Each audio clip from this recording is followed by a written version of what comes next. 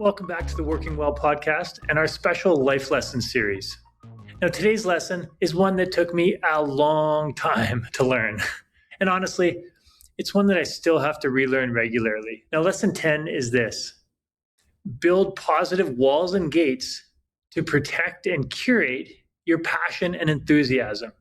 Now, at first glance, that might sound a little harsh. Walls, gates? I know that doesn't exactly scream openness or collaboration, but stick with me here, because this lesson isn't about shutting the world out.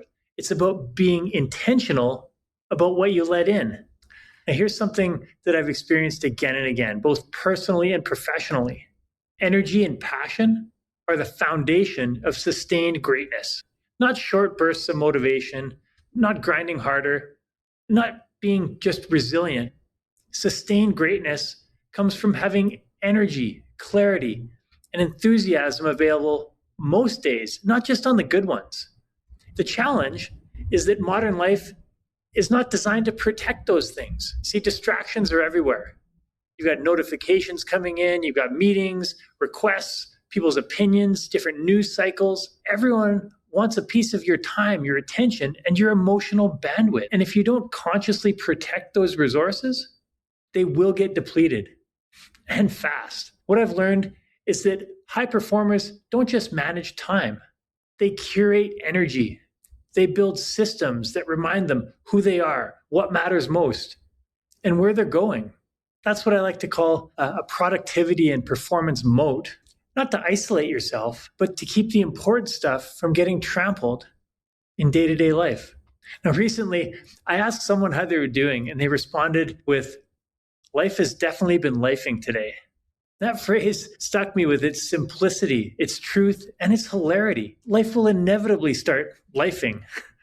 Curveballs show up, health issues pop up, family stuff, work chaos, unexpected opportunities that aren't actually opportunities. And that's why motivation alone is unreliable. When things get noisy, emotional, or overwhelming, you need structures and guardrails, not just good intentions. And that's where the walls and gates come in. Your walls, they define what's non-negotiable. Your gates decide what gets access and when, who gets access even. And without them, everything feels urgent. And when everything's urgent, nothing's important. Now, let me make this painfully personal for a moment. One of my dominant saboteurs is what many coaches call the pleaser. I like helping people. I like saying yes. I like over-delivering. Might sound noble, except when it's not paired with clarity, it becomes a liability. In coaching, we call this a strength overdone. Now, for years, I said yes to too many things without checking whether they actually aligned with my energy, my purpose, and my priorities. And the result was overcommitment, fragmented focus, and a slow slide into the chaos of both work and life. What made it worse is that over-delivering felt productive. I felt like I was being valuable. But underneath, I was just leaking energy. I didn't need better productivity hacks. I needed better filters. And this is important, so I'll say it clearly. Building walls and gates does not mean you're being selfish. It doesn't mean being rigid or unkind. It means being clear, crystal clear on your values, your purpose, your goals, your current season of life. Without that clarity, it's almost impossible to know where your guardrails should be. Everything starts feeling equally important. You end up reacting instead of purposefully choosing. When I started getting clearer on my why, something interesting happened. Saying no got a lot easier. Not because I cared less about people, because I cared more about my alignment. Now, here's a question I want you to sit with. How much of your day is signal and how much is noise? Now, noise isn't always bad, but too much of it drowns out what actually matters. Your walls, they help you reduce the noise level. Your gates help you choose which signal to focus on. And that might look like fewer meetings, but better ones. Fewer commitments, but deeper impact. Fewer inputs, but more intentional thinking. See, calm and focus don't come from doing more.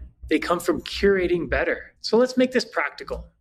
Walls might include Say a non-negotiable morning routine, protected deep work time in your calendar each day or even each week, clear personal values that guide decisions. And for gates, that might include saying, let me check and get back to you instead of an automatic yes, limiting who gets immediate access to your time, choosing when and how you consume information. None of these are about control for control's sake. They're about preserving the energy required for you to do meaningful work and to live a meaningful life. Now, if we zoom this out to leadership and teams, you'll see that burnout doesn't usually come from a lack of resilience. It starts with too much unfiltered demand. See, great leaders don't just push for output.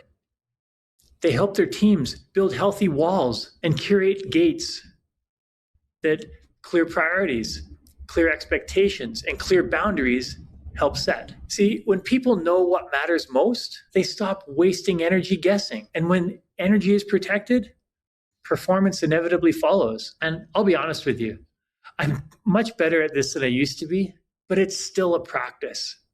Every new opportunity requires a pause. Every exciting idea needs a filter. And yes, every yes should earn its place. Because when you protect your passion, you show up better for everything that does matter. So I'd like to leave you with a few simple questions. What's currently draining your energy that doesn't align with your priorities? Think about that. Where do you need a stronger wall? Where do you need a more intentional gate? And perhaps the most important one, what would change if you protected your enthusiasm as fiercely as you protect your calendar? Or do you protect your calendar? That's another question. So if this lesson resonated, please share it with someone who you feel is running on empty but doesn't know why. And as always, don't just think about it. Reflect, choose, then take purposeful action. Think well, live well, and I'll see you in the next lesson. That wraps up another episode of the Working Well podcast. If you enjoyed the show, please rate, review, and subscribe wherever you get your podcasts. Now, which guests or topics would you like to see featured on the show? Message me through LinkedIn or on the contact page of timborys.com with your ideas. Thanks for tuning in. I'm Tim Borys with Fresh Wellness Group, and I look forward to seeing you on the next episode.